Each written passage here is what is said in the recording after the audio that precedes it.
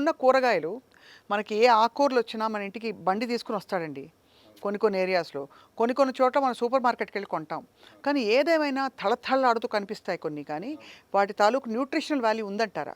మనం ఈరోజు ఏదైతే డైట్ ఫైబర్ అంటున్నామో, ఆ డైట్ ఫైబర్ అంతా మనకి కూరగాయల ద్వారా రావాలి ఎక్కువ భాగం. పీచు పదార్థం కావచ్చు, సాల్యుబుల్ ఫైబర్ కావచ్చు, మినరల్స్ కావచ్చు. ఇవన్నీ మనకి కూరగాయల ద్వారా రావాల్సి ఉన్నది ఆహారంలో. మన ఆహారంలో మార్పుల వల్ల అధిక ఉత్పత్తి కావచ్చు, ఇంట్లో గార్డెన్ కొరవడడం కావచ్చు. దీనివల్ల ఈ కూరగాయలు దొరకడం అనేది లోపం జరుగుతుంది. దానివల్ల మినరల్ లోపం ఉంది ఆహారంలో. కాబట్టి ఈ కూరగాయల గురించి శ్రద్ధ పెట్టాలి అందరూ. ఆకుకూరలు తినాలి అని అందరూ అనుకుంటారు కానీ సిటీలో అందరికీ భయం. ఎటువంటి నీళ్ళతో పండించారో ఎలా అయిందో. అయితే ఆకుకూరల విషయంలో అయితే ఇంటి దగ్గర పండించుకోవాలి.